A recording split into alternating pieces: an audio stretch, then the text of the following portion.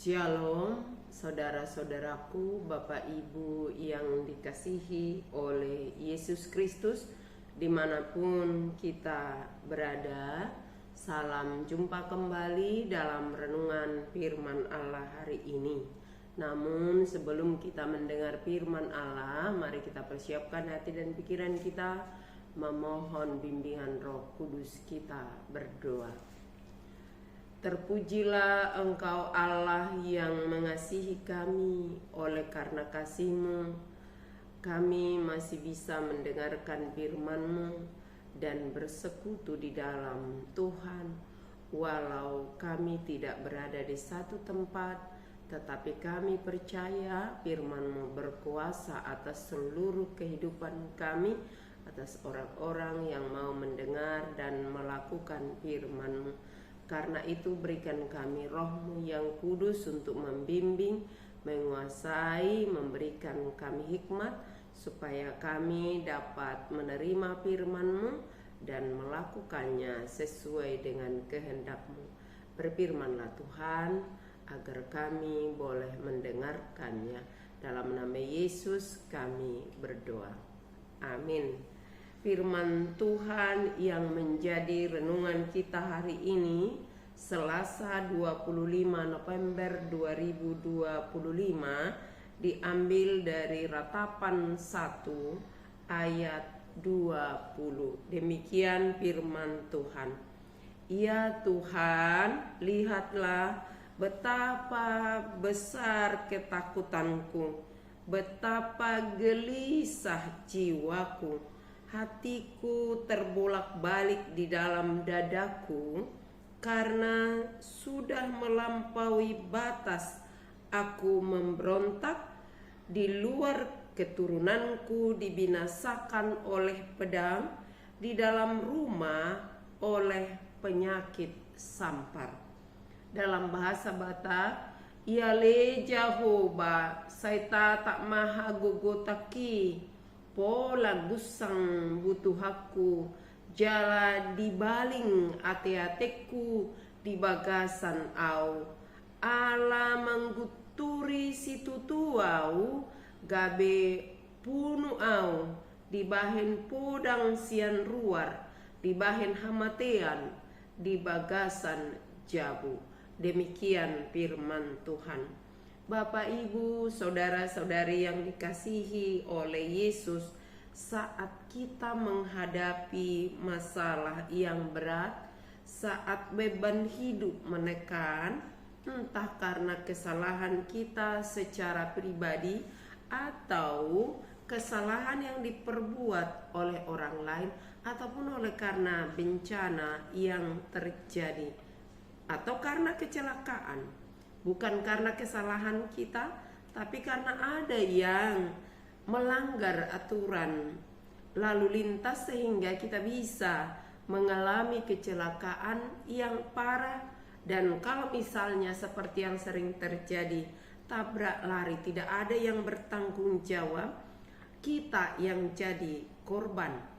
Apa yang kita lakukan jika situasi sulit seperti itu terjadi di dalam diri kita, yang membuat kita menderita, yang membuat keluarga kita menderita, bahkan yang membuat lingkungan kita mengalami masalah seperti yang saya katakan tadi, bencana alam misalnya, atau seperti gunung erupsi atau tanah longsor. Apa yang kita perbuat untuk menghadapi semuanya itu? Apakah kita diam karena kita misalnya tidak langsung kena imbasnya? Saudara-saudaraku, dalam kitab Ratapan kita boleh belajar dari peratap. Dalam hal ini disebut Yeremia.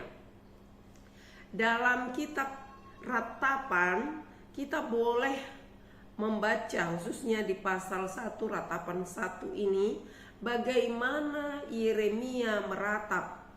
Kalau bahasa Batak, mengadung. Dia meratapi keadaan bangsanya oleh karena disebutkan, oleh karena pemberontakan mereka, oleh karena dosa mereka. Walau kadang-kadang tidak menyadari bahwa penderitaan kehancuran yang sedang terjadi di tengah umat bangsa Allah di kota Allah Yerusalem, yang tadinya kalau Yeremia di dalam ratapannya menggambarkan kesulitan atau kehancuran yang sedang dihadapi itu, di ayat 1 dikatakan, yang kalau dahulu agung di antara bangsa-bangsa, sekarang laksana seorang janda yang tidak memiliki teman. Yang kalau dahulu ratu di antara kota-kota, sekarang menjadi jajahan. Yang kalau dahulu jalan-jalan penuh dengan peziarah, orang-orang yang berkunjung ke kota untuk menyaksikan keagungan kota itu, sekarang menjadi sunyi, sepi, tidak ada pengunjung. Semua yang ada tinggal puing-puing kehancuran. Jelas dikatakan di ayat 8, karena Yerusalem sangat berdosa sehingga najis adanya. Semua yang dahulu menghormatinya sekarang menghinanya karena melihat ketelanjangannya. Orang yang jatuh dalam dosa sejak dari awal penciptaan, ketika Adam dan Hawa jatuh ke dalam dosa, mereka malu karena merasa telanjang. Seperti itu gambaran orang yang sudah melakukan pemberontakan terhadap Allah, yang kalau dahulu penuh dengan sukacita, sekarang penuh dengan duka. Yang kalau dahulu penuh dengan keramaian, sekarang menjadi sunyi, sepi. Situasi yang sangat mengerikan membuat peratap, sekali lagi dalam hal ini disebut Yeremia. Dia tidak merasa dirinya bahwa dia juga dia tidak merasa dirinya bebas dari dosa itu. Tetapi dia juga mengaku, oleh karena dosa-dosa yang kami perbuat, aku mengeluh. Yeremia tidak mengeluh kepada manusia. Dia mengeluh, dia meratap, tapi ratapannya dia serahkan kepada Tuhan. Dalam firman Allah hari ini disebut, ya Tuhan, lihatlah betapa besar ketakutanku, betapa gelisah jiwaku, rasa takut karena kesalahan atau karena emosi atau karena situasi yang dihadapi. Ternyata orang Ibrani mengakui itu berakibat ke perut, isi perut. Bahkan kita bandingkan misalnya di zaman kita sekarang, mungkin ada yang pernah mengalami ketika dia marah atau karena dia senang, bisa juga seolah-olah perutnya tiba-tiba lapar sekali atau merasa tidak lapar sehingga tidak mau makan, tidak selera makan. Jadi emosi, keadaan jiwa itu bisa mempengaruhi kesehatan perut. Itu yang diakui di sini. Dan bisa juga kegelisahan atau rasa gelisah jiwa melihat situasi itu bisa merasa hati seperti terbolak-balik. Kalau orang Batak bilang itu, hati-hatiku hira na balik-balik katanya, balik-balik hati-hati. Bagaimana kalau hati itu gelisah seperti terbolak-balik, tidak ada ketenangan di sana? Dalam situasi seperti itu, peratap tidak menjadi putus asa.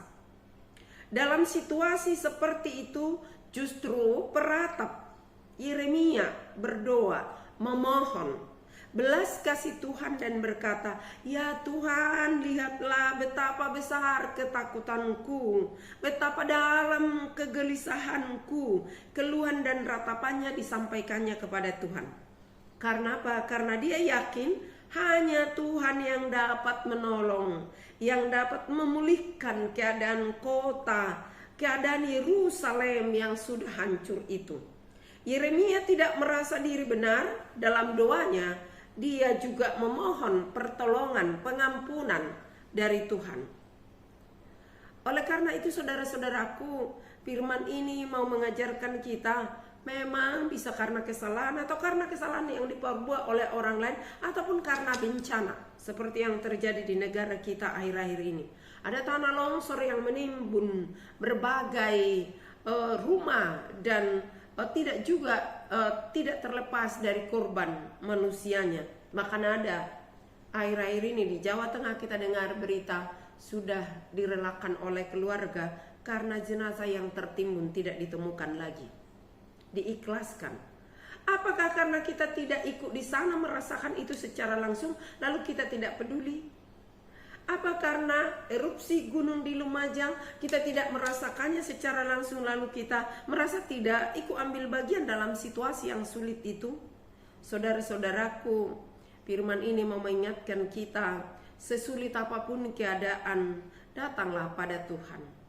Dan bagaimana kita juga merasa ikut ambil bagian di tengah masyarakat yang sedang menghadapi pergumulan, yang sedang menghadapi persoalan, bahkan di tengah situasi masyarakat yang sedang mengalami erupsi, yang sedang mengalami masalah ekonomi.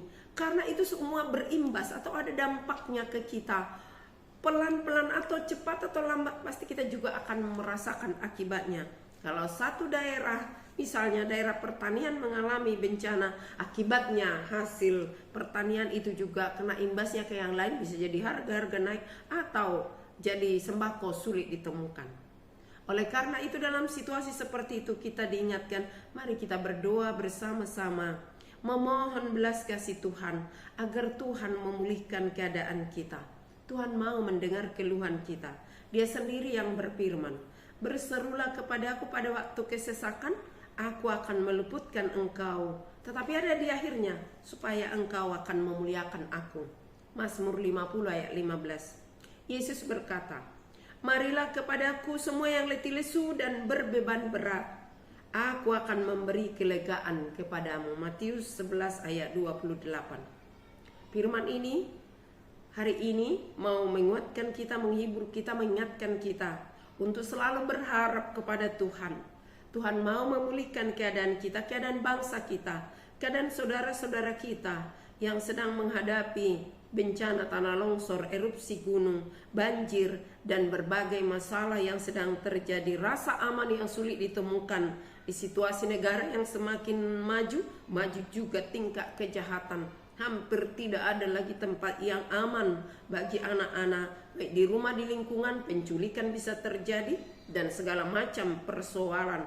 Karena itu, kita serahkan semuanya datang pada Tuhan, Tuhan yang penuh kasih, bahkan yang mau mengorbankan dirinya dalam Yesus Kristus untuk mengampuni kita, untuk menebus kita. Dia siap menolong kita. Karena itu mari datang kepada Tuhan, serahkan hidupmu, biar Tuhan yang mengatur. Jangan kita mendahului rancangan Tuhan, tetapi biar kita dalam iman, pengharapan, dalam kasih, kita tetap bersekutu di dalam iman kepada Tuhan, di dalam kasih yang dari Tuhan, supaya kita mengalami pemulihan dan pembaharuan itu. Amin. Kita berdoa. Terima kasih Tuhan atas kasih dan penyertaan-Mu, atas firman-Mu yang mengingatkan kami sesulit apapun keadaan yang kami hadapi. Ingatkan kami untuk selalu percaya akan pertolongan-Mu, akan pemulihan-Mu, sehingga kami boleh peduli satu sama lain di situasi bangsa dan negara, bahkan dunia yang sedang menghadapi pergumulan oleh karena perang, oleh karena bencana alam, oleh karena erupsi. Semuanya itu bisa berdampak kepada kami. Karena itu kami memohon pengampunan-Mu, belas kasih-Mu Tuhan. Nyatakan pengampunan-Mu buat bangsa, buat negara, buat kami masing-masing yang mendengarkan firman-Mu. Kami datang ke hadapan-Mu Tuhan di dalam kesesakan, di dalam sukacita sekalipun. Kami memohon, tolong kami, agar kami tetap setia mempercayai Tuhan, menyerahkan hidup kami dikendalikan oleh kuasa kasih Tuhan. Terima kasih Tuhan atas firman-Mu, berkati jemaat-Mu, kami semua yang mendengarkan firman-Mu. Berikan kami iman yang semakin diteguhkan, kasih yang saling peduli satu sama lain, dan nyatakan pemulihan-Mu di tengah bangsa, di tengah kehidupan kami, supaya kami semakin bersuka cita, berharap akan pertolongan Tuhan. Terima kasih Yesus. Kalau ada di antara jemaat-Mu yang mendengar firman ini dalam keadaan sakit, jamahlah tubuhnya, pulihkan keadaannya. Dan kalau ada yang sedang berduka, Tuhan hiburkan. Yang sedang dalam pergumulan hidup, bahkan yang sedang mengalami bencana, biarlah Tuhan yang menyatakan belas kasih-Mu menolong semuanya, sehingga semuanya boleh mendapatkan jalan keluar dalam setiap pergumulan, dan semua mengakui Yesus Tuhan, Juru Selamat yang setia. Engkau yang berfirman, berseru kepada aku dalam kesesakan, agar kami memuji Tuhan. Dalam situasi kami datang pada saat ini, dengar dan sempurnakanlah doa-doa kami, dalam nama Yesus Tuhan kami. Bapa kami yang di surga, dikuduskanlah nama-Mu, datanglah kerajaan-Mu, jadilah kehendak-Mu di bumi seperti di surga.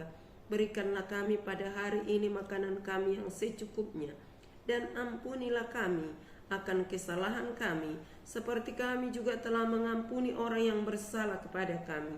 Dan janganlah membawa kami ke dalam pencobaan, tetapi lepaskanlah kami daripada yang jahat. Karena Engkau punya kerajaan dan kekuasaan dan kemuliaan sampai selama-lamanya. Amin. Kasih karunia dari Tuhan Yesus Kristus, kasih setia dari Allah Bapa, dan persekutuan Roh Kudus menyertai kamu sekalian. Amin. Shalom.